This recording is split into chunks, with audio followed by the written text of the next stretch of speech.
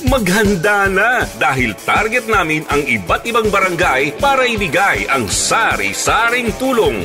Amin ding tutugunan anuman ang pangangailangan ng inyong tahanan. Ito ang house-to-house tulong ni Ka-Rex Kayanong sa Target On Air. Mga problema, hinaing o ninanais mo sa iyong city o barangay, ikwento mo kay Ka-Rex Kayanong. Ito ating kausapin kung ano yung ikukwento, tihingi po ng tulong. At magandang hapon po, Ate Mench. Good afternoon po, Ka-Rex Kayanong. Magandang hapon po sa inyo. Apo, at tama po ba yung pagkakapronounce ng inyong pangalan na Menchili Balagsa? Ito na po yung nandito po sa aming telescreen po.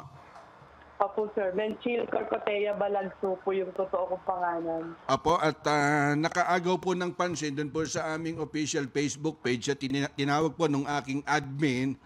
Kayo po ay taga Phase 2, Bagong Nayon, Barangay San Isidro. Tama po ba, ma'am? Tama po sir, tama po. At ano po yung maipaglilingkod po ng programa po namin para mas mabilis po kaming makatulong? Meron po ba kayong sakit o karamdaman?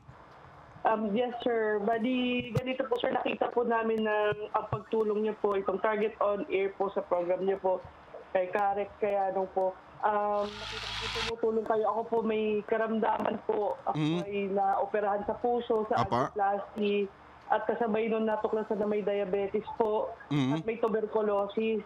Bali po, yung maintenance po sa puso po ay kailangan ipagpatuloy dahil sabi na nga po ng mga nakasama ko na operahan, bumabalik po siya kung ititigil ang gamot. Sobrang mahal po, nagtuturok pa po ako ng insulin 2 beses isang araw. Tapos kasabay po yung sa tuberculosis ko po iniinom ko rin siya everyday. Ngayon po, nangingi po ako nananawagan po sa mga naabot ng aming ng boses na ito na sana po matulungan kami. Ganon din po kay mabanggit ko na rin po kay Congressman Saldico ng Ako Bicol Party List po, nananawagan po kami. Kung sakali po matulungan po kami pambili ng gamot. At sa Lord na po, mahalang magbalik po sa inyo. Ang kuya ko naman po ay nagdadialysis po. So, dalawa po kami na sobrang hirap po kami ngayon sa buhay. At kakapasok lang nung asawa ko dahil po nung sumusuka po ako ng dugo, hindi po siya makapagtrabaho dahil naratay po ako sa aking karamdaman na 3 klase na karamdaman na matitindi. Pati po yung kidney ko tinamaan at yung kuya ko naman po ngayon kasalukuyan nagdadialysis. Apo, at sisikapin po namin sa abot ng makakaya ng inyong lingkod. Kami po itutulong po sa inyo personal galing po sa aking bulsa. At sisikapin din natin kausapin yung mga ilang mambabatas. Kanina nabanggit niya si Congressman Saldico at kakausapin natin para magbigay din po ng tulong po sa inyo. At kami personal gagawa po ng paraan. At siguro bukas din pupunta yung news team po namin dyan para magbigay po ng financial assistance.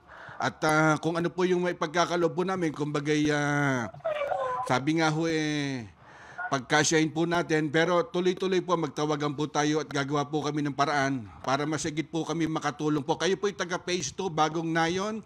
Kayo po ba ay taga Barangay San Isidro? Matagal na ho ba kayong residente po dyan, ma'am? Yes sir, dito na po ako pinanganak. 1984 po, nandito na po ang mga magulang ko. Kasi yung lower, di ba, meron area ng Valenzuela, merong area ng San Juan, merong area naman ng Pasig.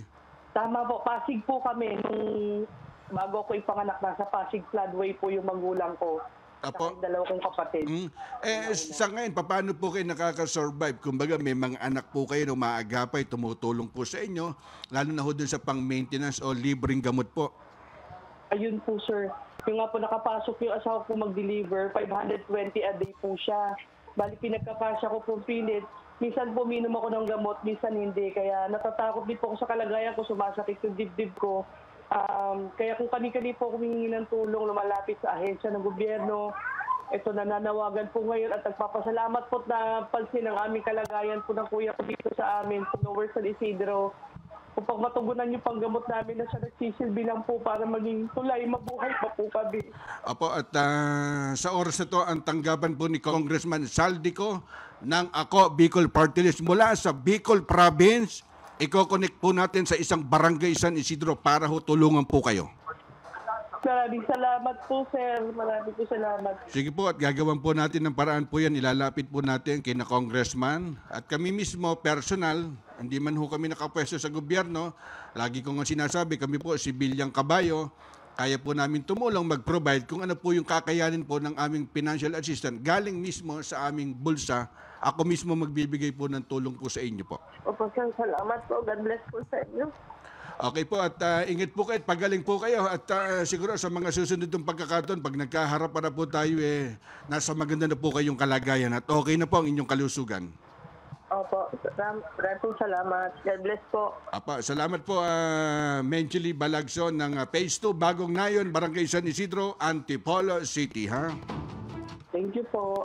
Mga problema, hinaing o ninanais mo sa iyong city o barangay, ikwento mo kay Ka-Rex Cayano. Maghanda na dahil target namin ang iba't ibang barangay para ibigay ang sari-saring tulong. Amin ding tutugunan anuman ang pangangailangan ng inyong tahanan.